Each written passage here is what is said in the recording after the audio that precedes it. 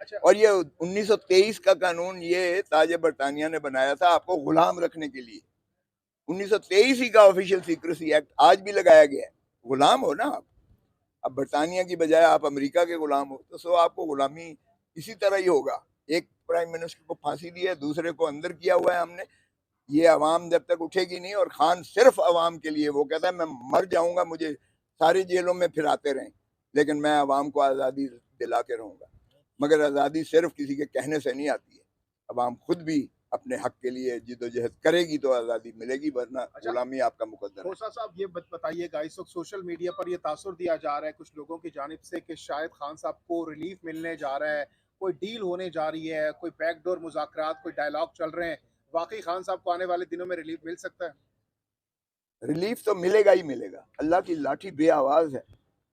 देखें, इसमें जो है देर जरूर है, अंधेर नहीं है। और इसके अलावा हल भी नहीं है, पाकिस्तान का हल भी नहीं है इसके अलावा। ये जितना रिप्रेशन करेंगे, जितना जुल्म करेंगे, उतनी ही ये फंसते चले जाएंगे, धंसते चले जाएंगे। क्योंकि खान का ग्राफ जो है पहले से बहुत ज्यादा बढ़ता चला जा रहा है, और लोगों के गैज़ो गजब से डरें, उनका गम गुस्सा बढ़ रहा है, हर रोज बढ़ रहा है। तो मैं समझता हूँ कि होश के नाखून लें, और ये सियासतदान बजाय इसके कि किसी और की डिक्टेशन लें, ये आपस में बैठ कर, और खान के बगैर ना इलेक्शन होगा इस मुल्क में, ना हो सकता है। और बल्ले के बगैर आप मुझे अगर केयर टेकर प्राइम मिनिस्टर की उस लग़्व बात की तवज्जो दे रहे हो ना, तो मैं उसको चपरासी के बगैर भी नहीं समझता जो आपका प्राइम मिनिस्टर है। तो प्राइम मिनिस्टर जो केयर टेकर है उसकी तो बात ही ना करो मेरे सामने।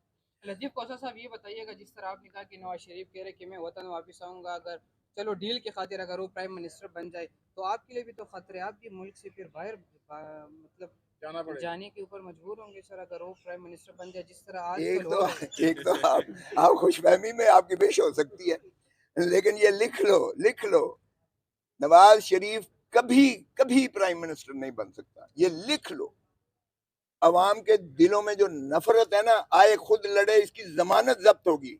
लाहौर से एक सीट मुस्लिम लीग नून नहीं निकाल सकेगी, मैं 10 आपको लाख बता रहा लोगों हूँ। का दावा कर रहे हैं, 10 लाख लोग कह रहे हैं इस्तकबाल करेंगे। हाँ, फरिश्ते आ जाएंगे 10 लाख, बिल्कुल जो है ये। लतीफ खोसा साहब, आप फिर अगर मियां नवाज शरीफ को मुस्तकबिल में वजीर आजम नहीं देख रहे, तो फिर आप क्या समझते हैं कि उनके बाद मुल्क का वजीर आजम कौन है? जमहूर को हक दो, ये अवाम को हक दो, ये कलेक्टिव विजडम, सांझी सोच को ये हक दो, यही आइन का तकाजा है।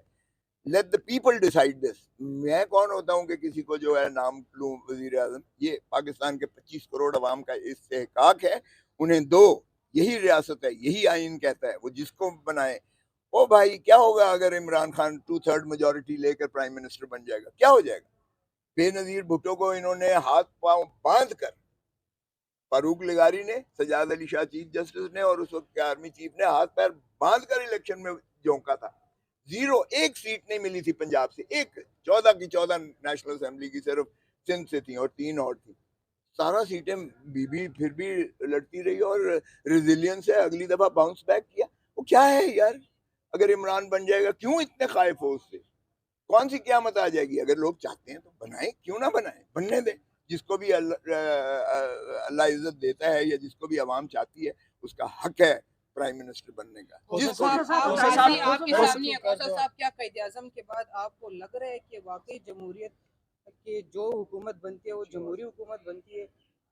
जो माजी करीब को आप देख ले, 48 से लेकर 2023 तक जो भी हुकूमतें बनी है, क्या आवाम की ताकत से बन के आ रही है हुकूमत? देखें, यही तो बड़ी बदकिस्मती है पाकिस्तान की। हमने कायदे आजम मोहम्मद अली जिन्ना को 1948 में उनकी एम्बुलेंस के टायर फट जाता है, अब अंदाजा करें, वो अस्पताल नहीं पहुंच सकते, और रास्ते में उनकी रेलत हो जाती है। लियाकत अली खान को 1952 में हमने गोली मार के मार दिया, और उनके कातिल को भी दफन कर दिया। उसके बाद हमारे सिविल ब्यूरोक्रेट्स आ गए, मोहम्मद अली बोगरा, फलाना फलाना फलाना, और फिर मिलिट्री ब्यूरोक्रेसी ने सीधा टेक ओवर कर दिया।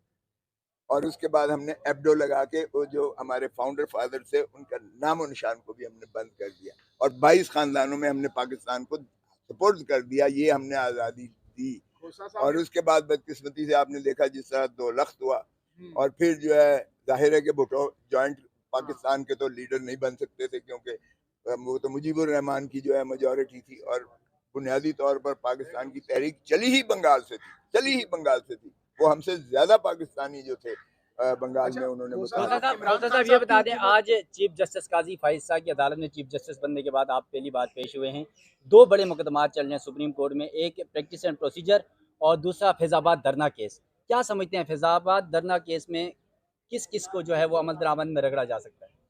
लेकिन मुझे नहीं पता, लेकिन काजी फाइज ईसा साहब की बिल्कुल मैं पेश हुआ हूँ। मैंने देखा है कि बड़े तहम्मुल और बर्दाश्त से बुर्दबारी से वो मुकदमात सुन रहे थे और बड़ी फराख दिली से सुने हैं, फैसले भी किए हैं उन्होंने।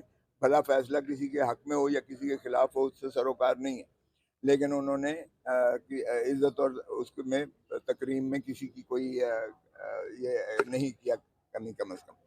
और जहाँ तक ताल्लुक है फैसलों का, फैज़ाबाद धरने की बात कर रहे हैं, उसमें एक ने तो वापस ले लिया, दूसरा जो है उसको वो लापता है, वो शेख रशीद साहब जो है वो उनका पता नहीं है कि वो कहाँ है। वो भी उनकी जानिब से भी तवालत की इल्तबा की दरख्वास्त दी गई है। अब ऐसे केस में कैमरा आईबी ने भी वापस कर लिया। अच्छा, तो बस आप फिर समझ लें कि इस मुल्क में क्या हो रहा है और कौन इस मुल्क को चला रहा है और कौन इस मुल्क में जो है हुक्मरानी कर रहा है। अब काजी फाइज ईसा साहब पाबंद नहीं है वापस देने के। आपको याद होगा जब ये एक्सटेंशन की बारी आई थी बाजवा साहब की और आसिफ सईद खोसा साहब चीफ जस्टिस के जो है मंसूर अली शाह साहब और वो सुन रहे थे, उसमें भी जिसने पिटीशन की थी उसने वापसी की दरख्वास्त दी थी, लेकिन उस वक्त के चीफ जस्टिस ने वो दरख्वास्त मुस्तरद कर दी थी। उन्होंने कहा ये पब्लिक इम्पोर्टेंस का इशू है, हम इसको वापस नहीं होने देंगे और 184(3) में सुओ मोटो ले लिया गया था।